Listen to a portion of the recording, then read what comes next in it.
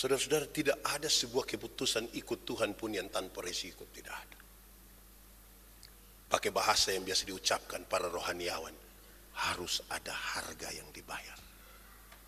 Harus ada harga yang dibayar. Yang gratis itu hanya kasih karunia. Membawa kebebasan bagi semua orang. Tidakkah kau tahu, inilah tahun. Jauhkanlah semua penggoda, pencobaan, baik di dalam kami atau di sekitar kami, supaya dalam damai-Mu kami belajar firman Tuhan. Kami rindu pada firman-Mu. Berfirmanlah bagi kami Tuhan, di dalam nama Yesus, firman yang hidup itu kami berdoa. Amin. Pembacaannya terambil dari Injil Markus pasal 1 ayat 9 sampai ayat yang ke-13. Markus pasal 1 ayat 9 sampai ayat yang ke-13. Untuk itu, sejemput jemaat Tuhan berdiri. Yesus dibaptis Yohanes. Pada waktu itu datanglah Yesus dari Nazaret di tanah Galilea, dan ia dibaptis di sungai Yordan oleh Yohanes. Pada saat ia keluar dari air, ia melihat langit terkoyak dan roh seperti burung merpati turun ke atasnya. Lalu terdengarlah suara dari sorga, "Engkaulah anakku yang kukasihi, kepadamulah aku berkenan." Pencobaan di padang gurun. Segera sesudah itu roh memimpin dia ke padang gurun. Di padang gurun itu ia tinggal 40 hari lamanya, dicobai oleh iblis. Ia berada di sana di antara binatang-binatang liar, dan malaikat-malaikat melayani dia. Demikian firman Tuhan. Berbahagia setiap orang yang mendengar firman, memelihara dan melakukan dalam hidup setiap hari. Haleluya. Haleluya, haleluya, haleluya. Mari silakan duduk semuanya, Bapak Ibu Saudara-saudara. Shalom. Selamat hari Minggu. Ada sukacita. Puji Tuhan. Hari ini saudara-saudara, kita belajar di bawah semangat pembacaan di Markus pasal 1 ayat 9 sampai 13. Ada dua perikop yang pendek isiannya, tapi sekira itu menjadi pertanyaan yang dari waktu ke waktu orang suka bertanya dua pertanyaan berkaitan dengan pembacaan ini. Pembacaan pertama itu, atau pertanyaan pertama adalah, kenapa Tuhan Yesus dibaptis? Kenapa Tuhan Yesus dibaptis? Pertanyaan kedua adalah, kenapa Tuhan Yesus harus dicobai di padang gurun? Itu dua pertanyaan dari waktu ke waktu sering sekali ditanyakan bagi kita. Nah, Bapak Ibu Saudara-saudara, berkaitan dengan itu semua, maka kalau kita membaca pasal 1 dalam Injil Markus, mestinya memang ini kita taruh perhatian dari ayat 1 sampai nanti ayat 13. Kenapa saudara-saudara? Karena kita mesti mengenal lebih jauh dulu beberapa orang yang ada dalam pembacaan itu, supaya sebentar kita bisa mengarahkan dia pada kesimpulan yang tepat. Pertama saudara-saudara, tentang Yohanes Pembaptis. Kita mesti mengenal lebih dahulu tentang Yohanes Pembaptis. Pasal 1 ayat 4 sampai ayat yang ke-8 memperkenalkan Yohanes Pembaptis. Siapa Yohanes Pembaptis? Diperkenalkan di situ. Ayat 2 dan ayat 3 menjelaskan tentang Yohanes Pembaptis adalah seorang figur yang menggenapkan nubuat. Nubuat perjanjian lama, menggabungkan Yesaya pasal 40 ayat 3 dan Maleakhi pasal 3 ayat 1.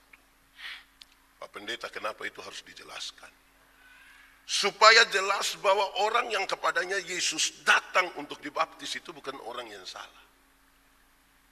Ini orang yang tepat. Kenapa? Karena ini berkaitan dengan peran dari Yohanes Pembaptis selanjutnya untuk memperkenalkan Yesus. Saudara-saudara, peran Yohanes Pembaptis adalah mempersiapkan jalan bagi Mesias, Yesus. Dan kemudian memperkenalkan Yesus Mesias itu kepada dunia. Ayat 9 sampai ayat yang ke-13. Jadi di awal mesti kita paham dulu siapa Yohanes Pembaptis. Gitu toh. Jadi saudara-saudara, Jangankan soal Yohanes Pembaptis, kita dalam tradisi bergereja saja, saudara mau kasih baptis anak-anak kan cek dulu di gereja mana toh, siapa yang baptis, dia pendeta ko atau dia pemain sepak bola, kan kita mesti tahu pasti dulu dia. Nah, begitu, itu pertama Yohanes. Kedua, walaupun informasi ini saudara tahu, tetapi dalam rangkaian khotbah ini saya ingin sampaikan ulang untuk kita mengenal sedikit lebih jauh dulu tentang Yesus. Yohanes sudah, yang kedua tentang Yesus. Dalam diri Tuhan Yesus melekat dua hal. Dalam diri Tuhan Yesus melekat dua hal. Pertama, dia benar-benar Tuhan. Dan yang kedua, dia benar-benar manusia. Sekali lagi, Yesus itu benar-benar Tuhan dan benar-benar juga adalah manusia. Saudara, saya tidak harus menjelaskan panjang lebar soal bagian ini. Yesus yang benar-benar Tuhan dan Yesus benar-benar manusia. Kenapa? Karena ini adalah bagian dari sebuah keyakinan iman. Bahwa dia adalah Tuhan, sekaligus juga dia adalah manusia yang sempurna tanpa dosa. Itu bagian dari keyakinan iman. Kalau video ini kemudian dinonton oleh banyak orang yang tidak beriman kepada Tuhan, dia akan bertanya banyak, pendeta kalau dia benar-benar Tuhan begini, kalau dia benar-benar, ini saya lagi berhadapan dengan yang semua percaya kepada Yesus sebagai Tuhan. Ya, saya tidak butuh penjelasan yang banyak untuk itu. Saudara, Tuhan Yesus datang kepada Yohanes untuk dibaptis di usia 30 tahun. Waktu itu Tuhan Yesus usia kira-kira 30 tahun. Usia di mana seorang dalam masyarakat Yahudi sudah boleh tampil di hadapan umum dan mengajar kepada orang-orang. Dia datang di usia di mana oleh masyarakat Yahudi 30 tahun sudah bisa berdiri di hadapan umum dan kemudian boleh mengajar. Dia ada pengikut-pengikut dan lain sebagainya. Saudara-saudara, informasi berikut ini penting. Saudara mesti dengar dengan baik informasi berikut ini. Belum. Ini masih yang, saya baru lihat-lihat ini bukan itu. Ini masih yang standar. Sebelum yang 30 tahun itu Tuhan Yesus ada di mana? Ini belum terlalu.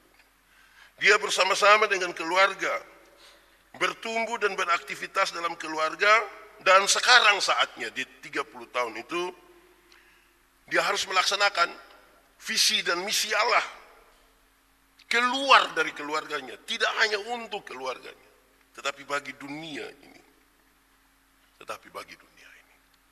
Ya saudara-saudara, ya Tuhan Yesus sebagai manusia yang sempurna itu, di tengah-tengah keluarga, dia melaksanakan peran dan aktivitas bertumbuh sebagai anak dari sebuah keluarga tertentu, dan sekarang dia harus mulai keluar dalam melaksanakan hal yang begitu penting bagi kita umat manusia. Ada visi dan misi Allah untuk menyatakan tanda-tanda kerjaan Allah di tengah dunia, dimulai dari penebusan dosa atas umat manusia. Sekarang bagian yang ketiga. Kalau tadi Yohanes sudah ya, Tuhan Yesus sudah, sekarang kita belajar sedikit lebih jauh tentang orang-orang Yahudi dan baptisan. Ini yang saya bilang saudara harus mesti dengar sedikit. Saudara harus dengar baik-baik bagian ini.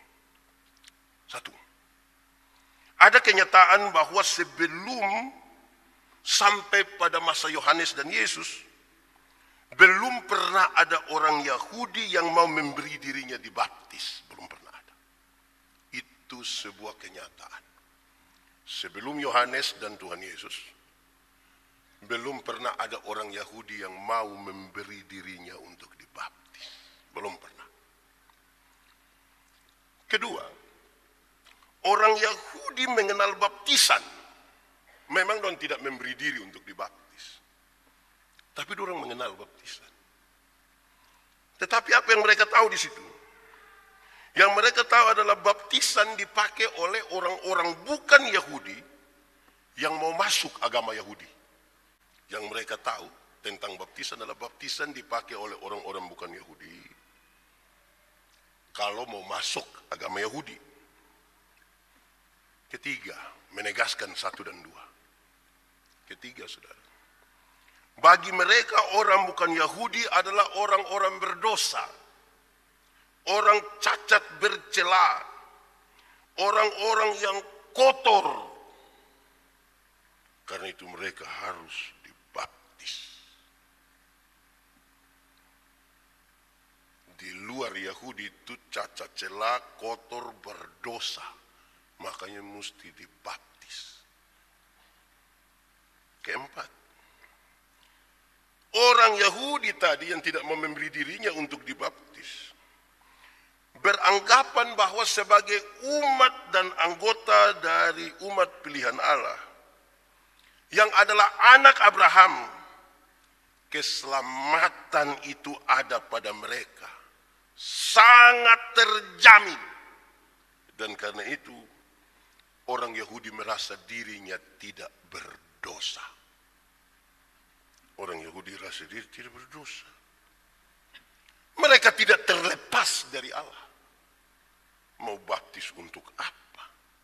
Nah, kira-kira begitu. Ini mesti jadi pemahaman awal yang baik bagi kita semua sebelum kita masuk pada pembacaan kita dan kemudian pesan-pesan untuk menjawab tema kita. Jadi di awal sudah terlihat perbedaan dalam pikiran dan tindakan tentang baptisan dalam masyarakat Yahudi dan masyarakat di luar Yahudi. Lalu kita membaca pembacaan ini, saudara-saudara. Di pembacaan ini menarik, saudara-saudara, setelah kita memahami hal-hal tadi, maka pembacaan tadi menolong kita untuk memahami bahwa walaupun Tuhan Yesus tidak berdosa, tetapi Tuhan Yesus dibaptis untuk menyatakan kepada dunia, termasuk kepada orang-orang Yahudi, bahwa semua manusia berdosa dan butuh pengampunan dari Allah. Dia melakukan sebuah tindakan yang sangat berbeda dari orang-orang Yahudi yang lainnya, yang tidak pernah mau memberi dirinya untuk dibaptis karena mereka merasa tidak berdosa. Dan sekarang Tuhan Yesus memberi dirinya dibaptis bukan karena dia berdosa, tetapi untuk menyatakan kepada dunia dan kepada orang-orang Yahudi supaya mereka sadar, ingat semua orang berdosa. Dia butuh pengampunan dari Allah. Itu mesti jadi kesadaran di awal. Pembacaan kita ingin menyatakan itu bagi kita. Kedua, dalam baptisan Yohanes terhadap Tuhan Yesus adalah bagian di mana Yohanes memperkenalkan Yesus sebagai Mesias yang segera melaksanakan visi misi Allah di dalam diri Yesus Kristus untuk dunia. Nanti saudara kan lihat pembacaan tadi kasih tahu, setelah baptisan itu nanti langit terkoyak dan tampaklah seperti burung merpati, ya bukan burung merpati, seperti yang menyatakan seterusnya. Ketiga, saudara-saudara, berkaitan dengan itu ada dua pernyataan. Pernyataan yang pertama adalah, inilah anakku yang kukasihi, kepadanya aku berkenan. Inilah anakku yang kukasihi, kepadanya aku berkenan, adalah kutipan dari Mazmur pasal 2 ayat 7. Seberapa pentingnya Mazmur pasal 2 ayat 7 bagi orang-orang Yahudi, di mana setiap orang Yahudi berpendapat bahwa Mazmur ini adalah uraian tentang Mesias Raja, penuh kuasa, dan dia datang dari Allah. Semua orang Yahudi tahu itu. Mazmur 2 ayat 7. Bahwa ini uraian tentang Mesias Raja perkasa yang datang dari Allah. Pernyataan kedua, kepadanya aku berkenan, adalah kutipan dari kitab Nabi Yesaya pasal 42 ayat 1 yang memuat tentang hamba Allah yang menderita, yang puncaknya sampai pada pasal 53 kitab Yesaya. pasal 40 ayat 1 tentang hamba Allah yang menderita, yang puncaknya ada di Yesaya pasal 53. Jadi saudara-saudara, dalam baptisan Yesus ada dua hal yang pasti, yaitu kepastian bahwa Yesus benar-benar Mesias yang dipilih dan ditentukan oleh Allah. Dan kepastian itu sekaligus menunjukkan bahwa ada kepastian bahwa jalan yang ada di hadapannya adalah jalan salib. Hamba yang menderita sampai pada puncak kematiannya. Itu maksud dari teks ini. Yesus dibaptis. Kasih tahu orang bahwa semua orang berdosa dan butuh Allah. Pernyataannya ingin mengatakan bahwa ini benar dari Tuhan. Dan sekalipun dia dari Tuhan, dia harus menjalani jalan salib untuk visi misi Allah yang besar bagi keselamatan umat manusia. Kalau kita pindah pada bagian pembacaan yang kedua tentang Yesus itu baik di padang gurun, dua pernyataan ini penting. Yaitu, satu, ingat bahwa roh yang membawa Yesus pergi ke sana. Pergi ke padang gurun. Saudara-saudara, ada satu waktu kami diskusi, orang bilang begini, Pak Pendeta, ada satu waktu ini setan bawa orang taruh di atas pohon kelapa. Cukup lama, dia lihat kita di bawah, tapi kita tidak lihat dia. Saya tanya dong, bilang betul Bapak. Terus orang melanjutkan kalimat ini. Berarti waktu itu Tuhan Yesus dibawa ke padang gurun, ke puncak bait Allah. Itu sama dengan setan bawain orang di pohon kelapa. Woi, waktu tanya itu kan saya juga pusing itu. Saya berdoa, Tuhan tolong kasih saya hikmat supaya saya jangan jawab salah ini. Dan ternyata bagian ini penting. Roh yang memimpin Yesus ke situ. Bukan suanggi yang bawa, tapi roh yang bawa di situ. Jadi Tuhan Yesus tidak sementara kerasukan roh jahat atau apa kok dia tidak. Roh menuntun ke situ. Kedua, dia dibawa ke situ untuk apa? Untuk dicobai. Sekarang dia akan masuk pada pelayanannya. Visi Allah, misi Allah yang besar di dalam dirinya sekarang akan dilaksanakan. Dan sekarang dia harus menjalani pertama sebuah pencobaan. Pencobaan di padang gurun paling tidak mengingatkan kita kepada dua hal, yaitu yang pertama, mengingatkan kita tentang perjalanan 40 tahun bangsa Israel dari Mesir ke Kanaan. Dan yang kedua, mengingatkan kita akan isi dari pencobaan. Godaan tentang makan minum, godaan tentang kuasa, godaan tentang jabatan. Yesus melewati itu semua. Kira-kira penjelasan teksnya begitu. Kita memahami Yohanes, cara berpikir Yahudi tentang baptisan, kenapa Yesus dibaptiskan, dan kenapa Tuhan Yesus harus dicobai di padang gurun. Saudara-saudara, itu kita lewati sudah. Saudara ingat baik itu sudah. Sekarang kita masuk pada pesan-pesannya. Tema kita bilang untuk menjadi berkenan kepada Tuhan, untuk menjadi berkenan kepada Allah. Coba saudara berpikir dulu, renungkan dulu sedikit. Kita punya hidup ini berkenan kepada Tuhan Allah atau tidak ya? Coba berpikir dulu sedikit. Setelah saudara menemukan jawaban bahwa hidup saya ini berkenan kepada Tuhan Allah, pertanyaan kedua lanjutan dari itu adalah, kita berkenan kepada Tuhan Allah menurut kita atau menurut Tuhan Allah? Jangan sampai kita merasa kita berkenan kepada Tuhan Allah, padahal Tuhan Allah bilang tidak. Karena pasti Tuhan Allah punya standar sendiri toh.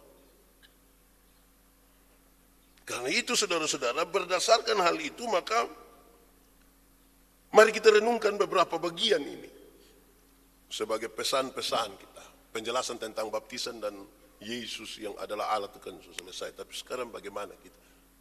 untuk perjalanan hidup berkenan kepada Tuhan Allah. Saya kan tidak khotbah lagi untuk Tuhan Yesus toh. Itu khotbah untuk saya dan untuk Tuhan Yesus punya anak-anak hari ini. Satu, untuk hidup berkenan kepada Tuhan Allah harus dimulai dari satu, kesadaran bahwa kita ini orang berdosa. Kesadaran bahwa kita orang berdosa dan karena itu kita mohon pengampunan dari Tuhan. Sadar dulu bahwa kita butuh Tuhan, sadar dulu bahwa kita berdosa, saudara. Manusia ini bisa dikelompokkan dalam beberapa kelompok. Kelompok pertama ada orang yang tahu bahwa dia berdosa, tapi dia biasa-biasa saja. Bahkan beberapa orang mendukung. Kalau itu orang tukang bamaki, satu saat oto bel kok kaget dia bamaki, dong ketawa kok dari dulu mam tua pemulu begitu. Tahu ini barang salah. Tapi hidup terus di situ. Nah, mau hidup berkenan kepada Allah bagaimana kalau tahu itu barang salah tapi tidak mau. Renungkanlah. Hidup berkenan kepada Tuhan Allah. Dimulai dari kesadaran bahwa kita berdosa. Kita berdosa dan karena itu kita butuh Tuhan. Kelompok yang kedua ada kelompok yang tidak tahu kalau dia berdosa. Dia melakukan itu karena memang dia tidak tahu. Dia bikin saja terus. Dia memang tidak tahu. Lalu bagaimana untuk tahu? Bagaimana untuk tahu bahwa kita ini berdosa? Caranya adalah memang mesti tahu kehendak Allah. Bagaimana mesti tahu kehendak Allah? Ya dua hal ini tidak bisa dihindari. Dekat kepada Allah. Yang kedua membaca firman Tuhan. Dekat kepada Tuhan. Terus baca firman Tuhan. Nah, karena mau mengerti akan dosa dan kesalahan. Kalau tiap hari kita tidak pernah baca Alkitab. Kita ikuti semua story. Teman persekutuan punya story kita ikuti. Tersinggung lagi. Sudah tersinggung dari itu story, kita lanjutkan lagi ke grup sebelah. Bagaimana kita sadar kita belajar sesuatu dari kesalahan? Dekat kepada Allah supaya mengerti kita pun kesalahan.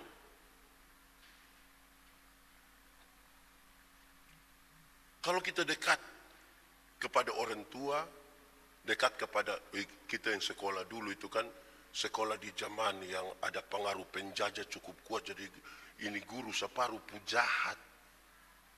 Kalau dekatin dong baru kita, oh tidak, Bapak tua sebenarnya baik, tapi dia itu tidak mau kalau begini. Jadi kalau saudara ada masalah, saya ada masalah, datanglah kepada Allah. Datanglah kepada persekutuan. Bukan ada masalah, menjauh dari Allah, menjauh dari persekutuan. Datang dekat. Johannes Calvin menulis begini. Gereja adalah ibu, mama dari orang-orang percaya. Karena itu siapa mau tahu dia punya bapak, punya kesukaan, mau seperti apa, datanglah di dia punya mama. Supaya mama bercerita tentang, oh bapak itu dia pun mau begini, dia suka ini, suka itu.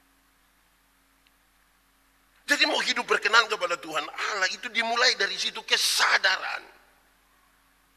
Sekaligus ini menggugat kita semua bahwa dekat kepada Allah itu bukan sebuah ketidaksadaran. Kesadaran. Bukan ketidaksadaran. Beberapa orang pikir kalau mulai dapat masuk roh, kok tidak sadar itu dekat dengan Tuhan Allah. Kalau tiap hari dekat dengan Tuhan Allah harus samaput. Kapan kau siap makan pagi? Kalau dekat ke Tuhan Allah harus semaput, tidak sadar. Kapan kita mau menyanyi pakai baju biru putih? Ini memang harus sebuah kesadaran. Nah, karena itu saudara, menjadi berkenan kepada Tuhan Allah itu dimulai dari kesadaran dulu, sadar. Sadar itu penting sekali toh. Kita ini biasakan kalau nasihat anak, hehe, sadar. Saya nasihat ada satu calon pasang nikah yang dong su tidak mau lagi dengar orang tua mau lebih kau tuh sama-sama su besar. Koin orang tua dong juga kita yang kasih makan. Hehehe, sadar. Cinta lagi bikin buta bosan otak. Sadar. Kan kita kalau kasih orang begitu toh, sadar. Orang tua dong biasa nasihat kita bilang anak dong sadar karena papa mama ini su tua, kotong su pernah muda, tapi kamu ini belum pernah tua, jadi sadar. Sadar itu sangat berkaitan dengan bukan saja sebuah kesadaran, tapi kewaspadaan. Sadar juga itu sangat berkaitan dengan ya tadi kita waspada jadi berjaga-jaga begini. Mengenal sesuatu, itu kesadaran. Sadar. Itu masing-masing kasih tahu di dia pun diri sendiri bilang, sadar. Kesadaran ini membawa kita sampai sadar yang paling tinggi. Ternyata kita manusia lemah sekali dan kita butuh Tuhan. Kita butuh Tuhan. Kita semua butuh Tuhan. Mau hidup berkenan kepada Tuhan. Itu bagian pertama. Kita penuh dengan kelemahan, kita penuh dengan takut akan Tuhan. Saudara-saudara, saya cerita sedikit. Kemarin saya pulang dari Jakarta, ini pramugari dong bercerita dengan saya. Pak Pendeta terbang-terbang ini tidak takut. Saya takut. Saya tanyakan balik orang, kamu tiap hari terbang tidak takut? Takut juga. Biar kita semua takut. Bukankah kalau tiap hari menjadi biasa dan tanpa takut, demikian tidak? Karena manusia, ini saya kira kesimpulan, manusia tidak tahu akhir dari hidupnya itu seperti apa, padahal dia menggumuli banyak sekali pergumulan dalam hidup. Bayangkan kita ada anak masih kecil, kita punya cita-cita bagi dia. Kita tidak tahu kita bisa mendampingi dia sampai kapan. Yang kita tetap hidup, kita kirim dia ke Surabaya waktu dia berumur 17 tahun. Pas muda air itu kita kirim dia pisah. Itu yang kita masih hidup, apalagi waktu kita mati. Wih betul, ternyata kau tumpung kehidupan terlalu terbatas. Tidak ada satu manusia yang begitu kuatnya sampai dia tidak butuh Tuhan. Tidak ada satu manusia yang begitu sucinya sampai dia tidak butuh pengampunan dari Tuhan. Tuhan terlalu penting dalam hidup. Saudara jangan ragu bahwa pendeta Yandi tidak akan pernah dapat informasi pencuri bangku gereja, pencuri apa tidak akan. Saudara tidak akan pernah dapat informasi itu. Tapi di dalam hati tentang keinginan yang tersembunyi, Tuhan tahu bahwa kita sangat lemah di situ. Berdasarkan itu kita butuh Tuhan. Mulailah dari sebuah kesadaran itu. Satu. Kedua, marilah memberi diri untuk dipimpin oleh Roh. Su sadar ini, su bertobat ini, Tuhan su kasih pengampunan toh. Oh kita su sadar Tuhan mohon ampun. Tadi pengakuan dosa. Saya setiap kali narasi tentang pengakuan dosa saya suka mengucapkan kalimat yang mungkin saudara su hafal. Mari kita merendahkan diri di hadapan Allah. Sejenak kita merendungkan dosa dan kesesatan kita. Dan dengan jujur kita mengaku itu kepada Tuhan Allah sambil memohon pengampunan daripadanya. Lantas tambah dengan lagu tadi lagu apa itu lagu kedua tadi? Di saat ku berbeban, betul separuh. Betul. Dimulai omong dalam hati, Tuhan ampuni saya. Sudah, Tuhan ampuni. Tuhan, terima kasih. Saya paling hafal, ini Acila yang ini paling hafal saya pemberita anugerah. Yohanes 3 ayat 16.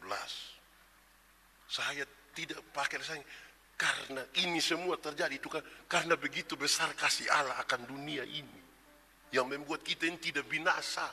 Dia kasih anaknya Yesus Kristus itu supaya kita. Saya suka pakai itu. Itu sekaligus berita Injil kepada seluruh dunia, kepada semua orang. Allah mengasihi dunia. Kalau Allah mengasihi dunia, berarti dia mengasihi saya. Kalau dia mengasihi saya, dia sudah mengampuni saya saya mesti bertobat toh. Bertobat. Bertobat. Pertobatan itu bukan tahan diri. Saya ulangi, saudara hafal baik-baik kalimat ini. Pertobatan bukan usaha tahan diri. Saya tidak mau minum lagi. Itu godaan terlalu kecil. Roh penurut Bapa. Daging, ini hari kita bilang, kalau suruh minum, kita bisa tahan. Tahan tidak, itu saya umur hidup juga saja. Pendeta Yandi sudah berhenti rokok hampir 23 tahun. 12 Mei 2002 sampai sekarang sudah bisa tahan toh.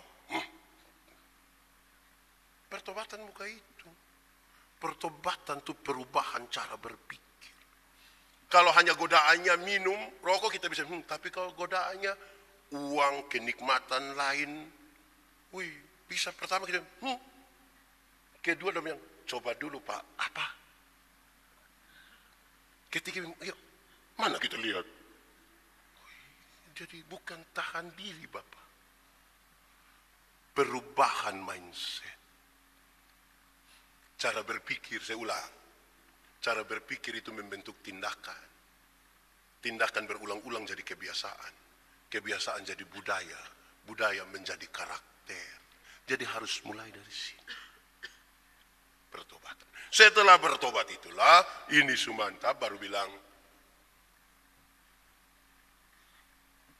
pimpinlah aku. Tuntun kok pimpin. Ya Tuhan, minta dituntun oleh Roh Kudus. Di sepanjang jalan hidup. Karena godaan demi godaan banyak. Hari ini kita usir setan satu, dia pi ame kawan 3. Kita usir 3 kali 3 kali 3. 3 kali 3 kali 3 berapa? Masih gampang toh? 27. Kita usir 27, dia pi ame 3 kali 3 kali 3 kali 3. Masih dapat? 81. Kita usir lagi, dia pi 3 kali 3 kali 30 kali 303. Masih dapat? Minta Roh Kudus pimpin kita. Kalau Roh Kudus tidak pimpin kita, kedagingan yang pimpin kita. Kedagingan yang pimpin kita itu menggoda kita. Saudara lihat saudara lihat pembacaan di yang kedua tadi. Ayat 13 kasih tahu, dan dia dilayani oleh malaikat-malaikat. Terus hanya untuk mau kasih tunjuk kuasa bilang, jatuhkanlah dirimu dan malaikat-malaikat itu akan menatang engkau dan kakimu tidak akan tersandung kepada batu. Gampang itu bagi Tuhan Yesus untuk melakukannya. Tapi dia bilang, ada visi Allah yang besar, misi Allah di dalam dirinya, membuat dia tidak dituntun oleh kedagingan kita. Saya pernah bilang pada saudara, tuh ada orang yang bilang begini, Pak, kalau Yesus itu Tuhan, kenapa orang waktu mau tangkap dia tidak kasih tunjuk kuasa sedikit tuh? Pas dong bawa tombak datang, dia langsung bilang, jatuhlah 10 orang, ya lain sutaku. Terus dia lanjut, dia bilang, kalau saya Tuhan, langsung saya bilang, makanya engkau tidak mungkin jadi Tuhan. Karena Tuhan itu Tuhan. Dipimpin oleh Roh. Bukan dipimpin oleh kita pun kemauan. Apalagi kemauan yang hanya berisi kedagingan. Ketiga, setelah kita sudah sadar, bertobat, memberi diri untuk dipimpin oleh Tuhan, maka ketiga, harus mengetahui dalam melaksanakan visi misi Allah melalui kita. Itu hidup berkenan kepada Tuhan. Sekarang sudah bertobat, Tuhan sudah amankan kita. Orang mesti bertanya, Tuhan, apa maksud semua ini? Tuhan mau suruh saya buat apa? Saya mau bikin apa? Jangan menikmati keselamatan itu kemudian berdiam diri. Nyatakanlah sesuatu. Saya berulang-ulang kali bertanya kepada ibu pendeta, istri saya tanya, Mama, kenapa Tuhan izinkan kita hidup?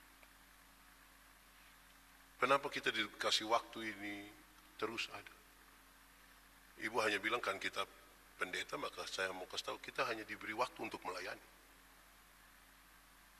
Berarti visi Allah yang Tuhan kasih kepada kita, kita pakai dalam bentuk pelayanan.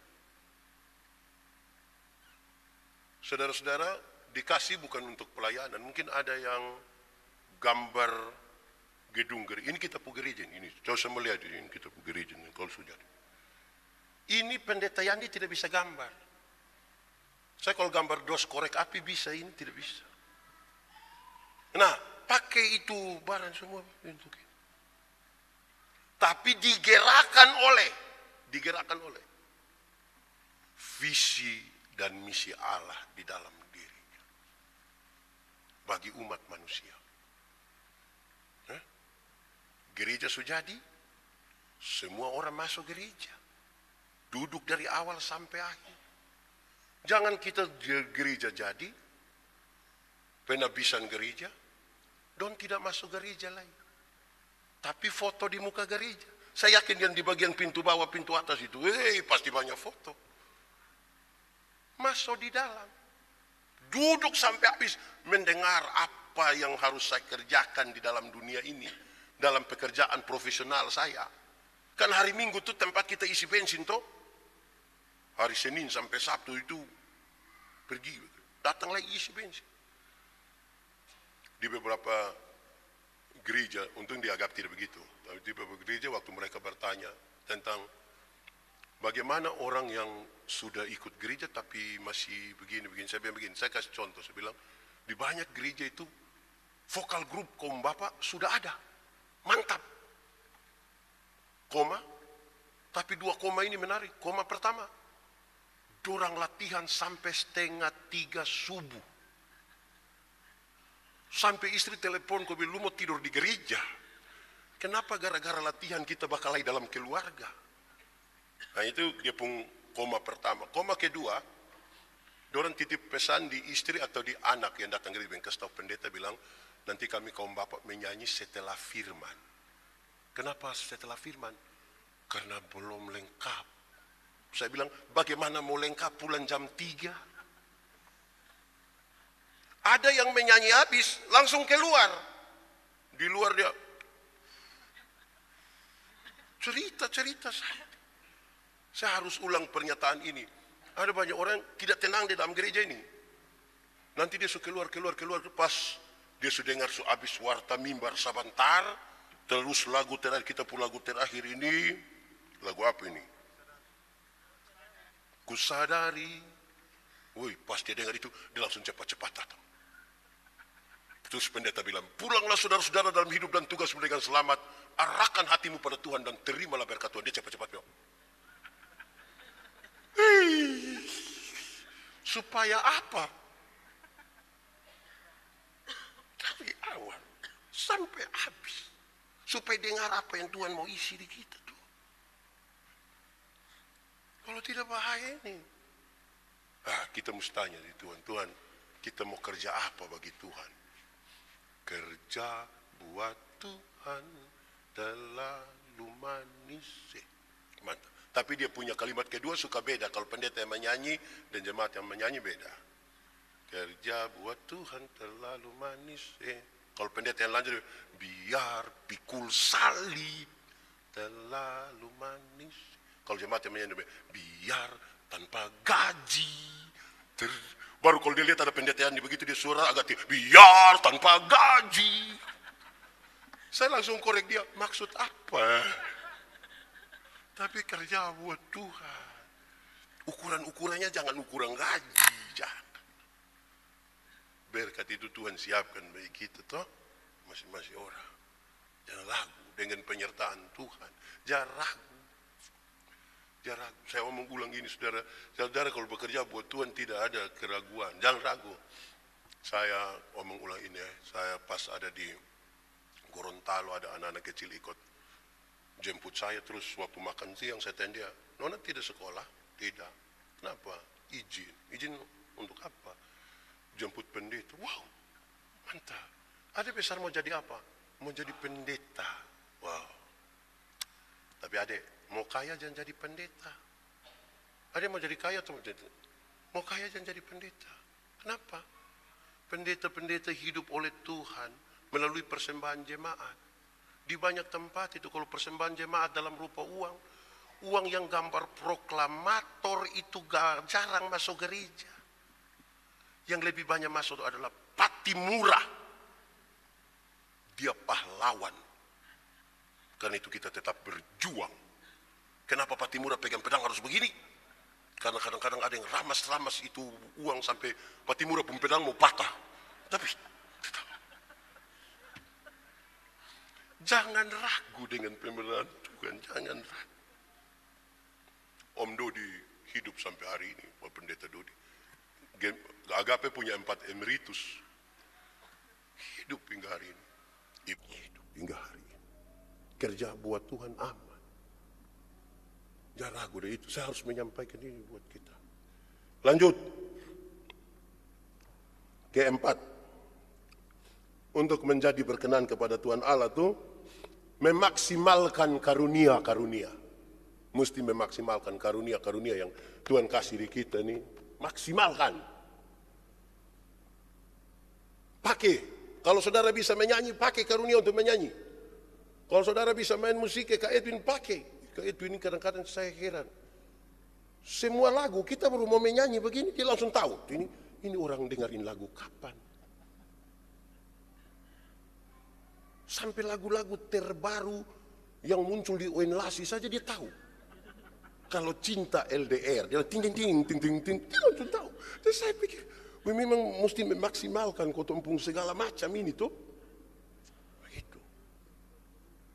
Memaksimalkan itu bikin dia menjadi tambah luas. Saya ini kalau biasa menyanyi sama-sama di depan, ini saya jujur, saya mengaku dosa. Saya tidak pernah latihan.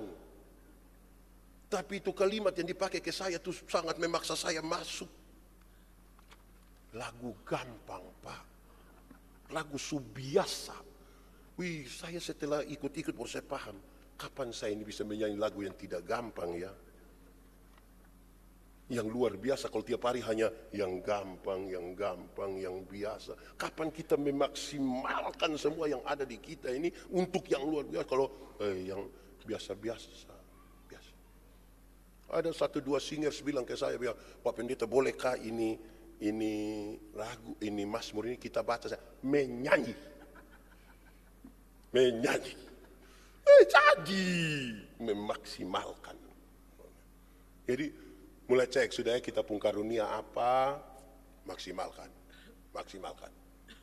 Jangan dia tidak cek dia pun karunia, dia cek orang lain pun karunia. Orang menyanyi di muka belum. Lalu suara macam kayak piring pica tampil di situ. Jangan begitu. Kadang-kadang ini kita yang di muka ini kita gugup karena orang lihat kita itu dia lihat dengan pikiran apa kita pusing. Dia lihat tadi ini orang yang di muka ini sulunas belum.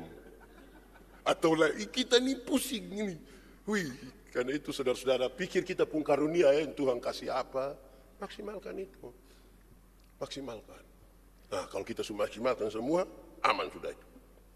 Oke, itu sudah keempat. Kelima, lay dua sudah habis. Berani berkorban dan menerima resiko dari konsekuensi apapun sebagai bagian upaya menyatakan visi Allah di tengah-tengah dunia. Kadang-kadang karunia kotong maksimalkan.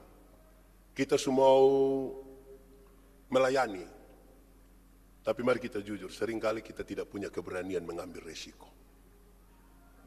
Kita tidak punya keberanian mengambil resiko. Pak Pendeta, saya hanya mau gereja, saya tidak mau live. Saya tidak mau. Saudara-saudara, tidak ada sebuah keputusan ikut Tuhan pun yang tanpa resiko, tidak ada. Pakai bahasa yang biasa diucapkan para rohaniawan, harus ada harga yang dibayar. Harus ada harga yang dibayar. Yang gratis itu hanya kasih karunia. Tuhan mati bagi kita, gratis. Tapi yang lain-lain itu harus ada pengorbanan. Bagi Tuhan. Keberanian mengambil risiko dengan konsekuensi apapun.